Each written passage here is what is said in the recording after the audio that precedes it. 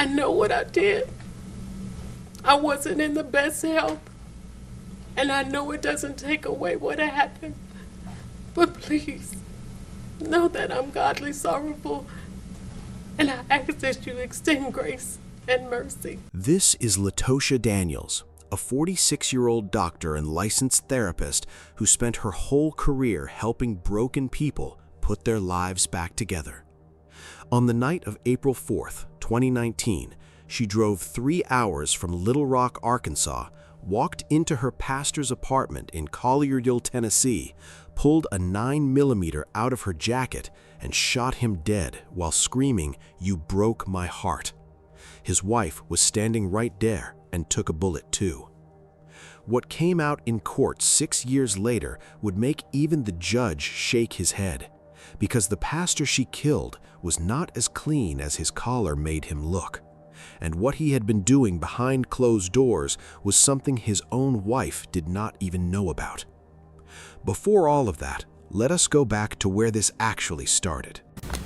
When he was talking about clearing off the bed and you sleeping over, did you think that was his jumping off point to talk to Tabitha? I thought so. Brodus C. Perry was 36 years old when he died. He graduated from Florida A&M University in 2005 and spent years building a solid name for himself in ministry, leading churches in Jacksonville and Miami before landing in Little Rock, Arkansas as pastor of assimilation at St. Mark Baptist Church, where his job was basically helping new members feel at home in the congregation.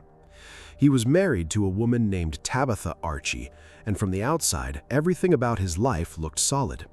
By late 2018, he had just been offered a major step-up to executive pastor at Mississippi Boulevard Christian Church in Memphis, one of the oldest and most respected black churches in the city. He and Tabitha moved to a suburb called Collierville, and he had barely been there 5 months when his past caught up to him. Latosha Daniels was not some random woman caught up in his world. She had a bachelor's in criminal justice, a master's in social work, and finished her doctorate in 2018. She ran her own therapy practice in Little Rock called The Root Behavioral Health, where she helped people work through trauma, anger, and emotional problems. She was the woman people went to when their lives were falling apart, and she had built that reputation honestly over many years. How were you feeling at that point? Very nervous. Were you also excited? I think I was more nervous because I just didn't know which way it was going to go, but hopeful. The reason she first went to Brodus Perry had nothing to do with starting any kind of relationship. In late 2016, she was going through a painful divorce from her second husband, a marriage she described as cold and empty, and she went to her pastor for guidance. In their first counseling session, she opened everything up about feeling unloved and unseen.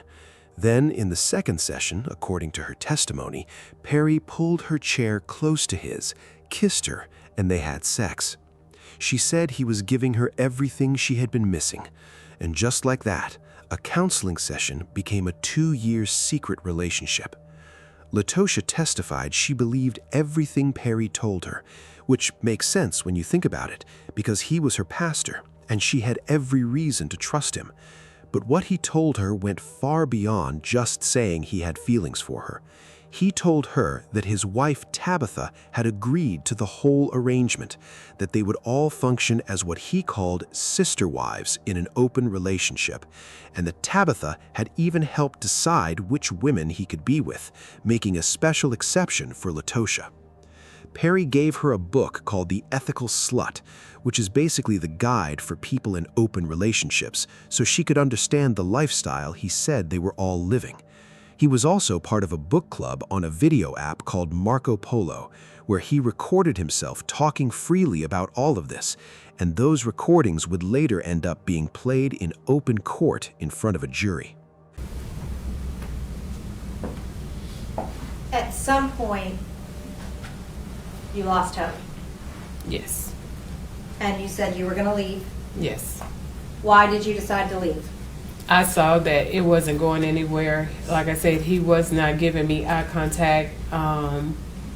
So I knew or I felt like he had changed his mind. And I just didn't want to keep sitting there feeling, at that point, stupid. When Tabitha Archie took the stand, she said she had no knowledge of any of it. No affair, no open relationship, no sister wives agreement, nothing. She said Perry was always on the Marco Polo app, and when she asked, he told her it was for the book club. She knew Latasha from church, from tennis, from dance class, and she thought of her as a friend. The night Latasha came to her door, she opened it without a second thought. When the defense played those Marco Polo clips in court showing Perry on camera talking about Tabitha being perfectly fine with everything, Tabitha sat there and said the same thing about every single clip. No, that's not true. None of that ever happened. So here is where we are. Either Latasha spent 2 years being lied to and controlled by a pastor who used her trust while keeping his wife completely in the dark, or she was a willing partner in an affair who told herself a story that was never real. Which version you believe matters a lot for what came next. What happened after you said you were going to leave? Tabitha got up, he got up, and so she began to tell me about watching for the police, because I had been drinking. Had you drank a lot? No, not at all. But she still was just letting me know. And she began to walk toward the door. And I asked him, would he walk me out? By late 2018, the relationship between Latosha and Perry was falling apart fast. He had moved to Memphis for his new church. The distance had already been causing problems, and then one day, Latosha got a text from him that said, "I think our time is up." No phone call, no real conversation, just a text message cutting off 2 years of what she thought was a serious relationship from a man who had told her his wife was completely on board with everything. She testified that when she got that message, she felt like her whole world was crashing down and that she had given him everything she had. She said the pain was so bad that she started thinking about ending her life. A few months went by. Then, in early April 2019, Perry reached back out and told her he still loved her. They met at a cigar lounge in downtown Memphis, and according to Latosha, he told her they would sit down with Tabitha together and finally come clean about the whole thing. That meeting, instead of closing things off, gave her just enough hope to keep waiting for him to actually follow through. He never did. He said no. And I said, "Why not, sir? That's Southern hospitality for you to walk a woman outside when it's dark." Because I wanted to just get him to see what happened. Why didn't you follow through? But he refused to walk me out. So Tabitha opened the door and was walking out. I was still trying to get him to walk me out. And as I reached into my pockets to get my keys, I remember being outside the door, and then the next thing I was standing in their kitchen. On the morning of April 4th, 2019, Latosha walked into a gun store called Thompson's Sporting Goods in Sherwood, Arkansas, showed her ID, filled out the required government paperwork, passed a background check, and bought a Ruger 9mm pistol along with ammunition. The store manager, Raymond Palladino, testified to all of this at trial. Before she left Little Rock that day, she also wrote a note saying goodbye, meant for her younger sister to find on her phone. At trial, she said she planned to drive to a park in Jacksonville, Arkansas, a place that was meaningful to her from her past with Perry, and use the gun to take her own life. She said she never intended to hurt anyone else. But somewhere on that long drive, she saw the exit for Memphis and made a different decision. She said she just wanted to talk to him one more time to understand why he threw her away like that. She pulled up to the Meridian Park Apartments in Collierville sometime around 9 or 10 that night. She told Tabitha she was in town for a work conference, and Tabitha let her right in because she genuinely thought of this woman as a friend. The two of them sat and talked for about 30 minutes before Perry came home. Once Perry got there, all three of them talked for another 10 minutes or so, and by Tabitha's account, the conversation was calm the whole time. Do you deny that you shot Brodus Perry? I do not. Do you deny that you shot Tabitha? I don't, but I know it wasn't intentional. Did you mean to shoot Tabitha? No, I wasn't trying to hurt anybody. When you went to that apartment that day, did you intend to use your gun on either Brodus or Tabitha? No. Then, Latosha said it was getting late and stood up to leave. Perry and Tabitha walked her toward the front door, and that is when everything changed. According to the police documents and Tabitha's testimony, Latosha reached into her jacket, pulled out the gun, turned around and started firing at Perry while screaming, "You broke my heart," over and over. Perry fell in the doorway. Tabitha dropped down next to her husband and started screaming for help, banging on her neighbors' doors. Latosha walked back inside, told Tabitha to get out of the way, and shot her once in the left shoulder. After that second shot, Tabitha testified that Latosha said something like, "I didn't mean to." Collierville police got the call around 10:20 or 10:30 that night and arrived to find Perry on the ground with multiple gunshot wounds, Tabitha sitting against a wall with a bullet in her shoulder, and Latosha still standing in the kitchen holding the gun. She would not put it down when officers told her to, and at times held the gun to her own head while talking softly to herself, saying, "What have I done?" Officers tried to talk her down and eventually had to use a non-lethal beanbag round to get the gun out of her hand. When they secured the weapon, it still had 5 bullets loaded in it. When you went there, what was your purpose in going there? Thinking that I was going to get some kind of ending to the relationship. And what do you mean? Like, okay, of course, after I got to, talking to him at the lounge, we had a plan. It was either going to be a start or an ending, but it was something that I could see, like I knew it wasn't just a disappearing text, but still, I love you, so. Perry was taken to Regional 1 Health Hospital in Memphis and died from his wounds. He was 36 years old.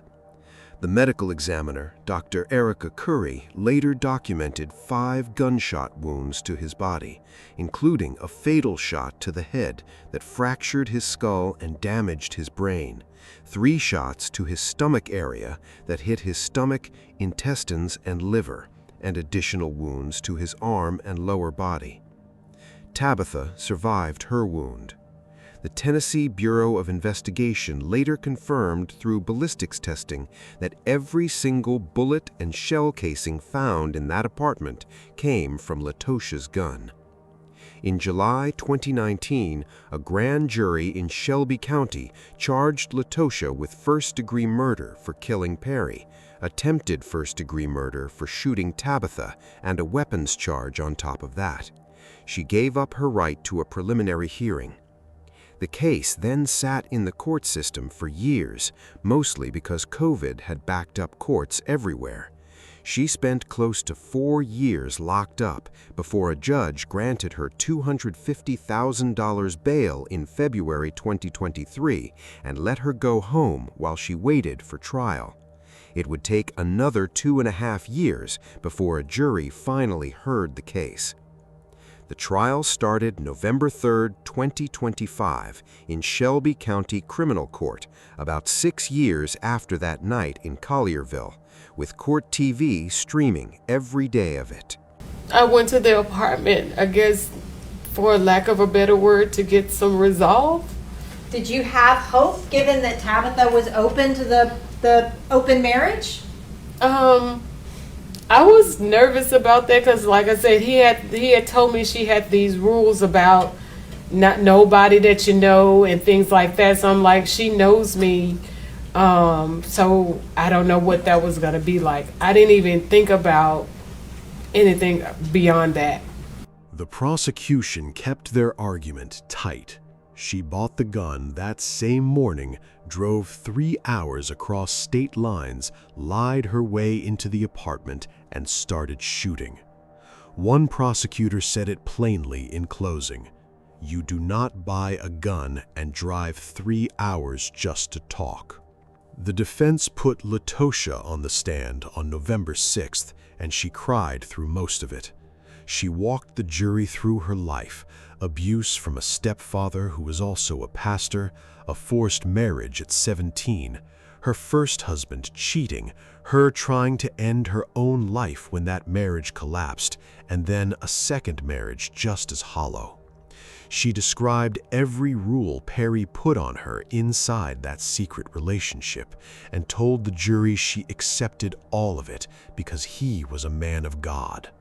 The defense also played those Marco Polo recordings of Perry on camera talking about his open relationship lifestyle, saying his wife was fine with it, saying Latosha was his special exception. Perry made those videos himself, and the jury saw all of them. A forensic psychiatrist, Dr. Amanda Bidding, testified that serious depression was affecting Latosha's mind on the day of the shooting, but she was also clear that struggling mentally is not the same as not knowing right from wrong. Latosha herself said she only remembered the shooting in flashes and that the gun was always meant for her. The prosecution pressed her on that. "You bought that gun with the intention of using it, didn't you?" She said, "I bought it to end my pain." Not only have we experienced the death of Brodus Perry to violence.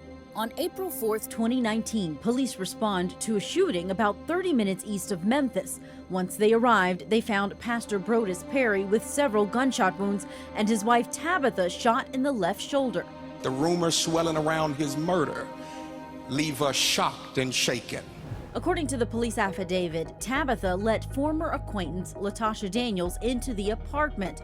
Once Perry arrived home, he and Daniels spoke for several minutes. As she was leaving, she pulled out a handgun and began shooting, hitting Perry 5 times and telling him, quote, "You broke my heart." Police arrived as Daniels was reloading her gun. Police shot Daniels and she was taken to the hospital for her injuries, where she attempted to get away from police. She faces charges of first-degree murder, attempted first-degree murder, resisting arrest, and assaulting a police officer. She has pleaded not guilty. As far as a motive, reports say that Tabitha, the wife, told police she was unaware of an affair between her husband and the suspect, but she believed Daniels' actions suggested it's a possibility. On November 7th, 2025, the jury came back after less than a day of deliberating. Guilty on second-degree murder for killing Perry. Guilty on reckless endangerment for shooting Tabitha. Not guilty on the weapons charge. The jury landed in the middle. Not the planned first-degree murder the prosecution pushed for, but not the heat-of-the-moment manslaughter the defense wanted either. They believed she knew what she was doing, even if she had not mapped it all out in advance. Her bail was pulled that same night, and she went straight back into custody. Sentencing came on February 24th, 2026. Before the judge spoke, Latosha's son, DeAndre Davis, stood up and read something he had written to his mother on his phone. Then Latosha stood and spoke directly to the Perry family.